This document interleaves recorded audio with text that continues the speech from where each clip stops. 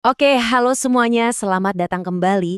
Hari ini nih kita bakal kupas tuntas sebuah strategi trading yang namanya, wah bikin penasaran banget. Siap-siap ya, kita akan bongkar rahasia di balik yang namanya jurus numpang paus. Cuma tiga kata kan, jurus numpang paus. Tapi jangan salah, ini dia inti dari semua pembahasan kita kali ini. Maksudnya apa sih? Dan siapa ini paus yang mau kita tumpangi? Yuk kita bedah bareng-bareng.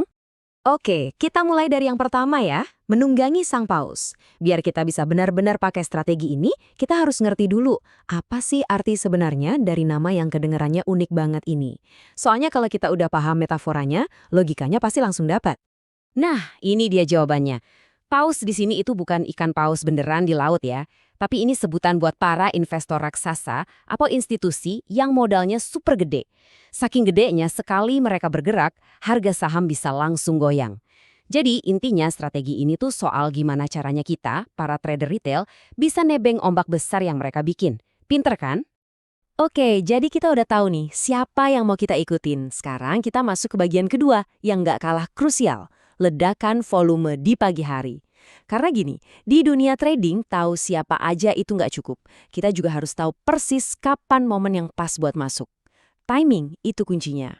Dan waktu yang kita incer itu spesifik banget, jam 9 pagi. Kenapa harus jam segitu? Simple, waktu pasar baru buka, biasanya aktivitas trading itu lagi panas-panasnya. Nah, para paus ini sering banget mulai manuver besar mereka pas di awal hari. Disitulah kesempatan kita. Oke, jadi pas jam 9 pagi itu, mata kita jangan cuma liatin harga ya. Ada hal lain yang kita cari, namanya lonjakan volume atau volume spike. Coba deh bayangin ini kayak ada suara sirine yang kenceng banget di tengah pasar yang lagi riuh. Nah, itu tandanya ada minat yang super besar yang lagi fokus ke satu saham tertentu. Nah, ini dia gambaran visualnya. Coba lihat yang di kiri. Itu volume trading harian yang biasa-biasa aja. Normal, datar.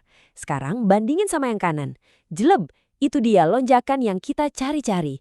Bedanya kelihatan banget kan? Kayak ngebandingin gundukan tanah sama gunung meletus. Inilah sinyal pertama kalau ada paus yang mulai bergerak. Eits, tapi tunggu dulu. Nggak semua lonjakan volume itu berarti sama loh. Cuma lihat ada lonjakan gede aja itu belum cukup. Terus gimana caranya kita bisa yakin kalau itu beneran pergerakan paus, bukan cuma gangguan sinyal atau noise di pasar? Nah, untuk itu kita masuk ke bagian ketiga, sinyal kunci. Ini dia cara kita membedakan mana yang asli. Jadi gini, untuk bisa nemuin sinyal yang valid, kita butuh pembanding. Semacam patokan lah. Nah, patokan ini kita sebut rata-rata volume 20 hari. Anggap aja ini tuh kayak detak jantung normalnya sebuah saham. Dari sini kita jadi tahu, oh, biasanya saham ini aktivitasnya segini. Nah, ini dia poin paling pentingnya. Kita bukan cuma nyari lonjakan biasa, kita nyari lonjakan yang jauh di atas rata-rata normalnya. Kalau kita lanjutin analogi tadi, misal detak jantung normalnya 70, kita tuh lagi nyari momen pas detaknya tiba-tiba jadi 150. Nah, inilah konfirmasinya. Ini tandanya ada sesuatu yang luar biasa lagi terjadi. Ini sinyalnya.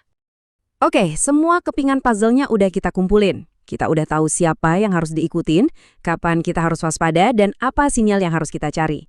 Sekarang, waktunya kita gabungin semua ini jadi satu kesatuan strategi yang siap pakai. Yuk, kita rangkum langkah-langkahnya biar gampang diingat. 1. Waktu. Fokus di jam 9 pagi pas pasar buka. 2. Aksi. Cari saham yang harganya lagi mau naik atau breakout. 3. Sinyal. Identifikasi saham yang volumenya tiba-tiba meledak. Dan yang paling penting, 4. Kondisi. Pastikan ledakan volume itu jauh di atas rata-rata volume 20 hariannya. Cuma 4 langkah ini, inilah inti dari jurus numpang paus.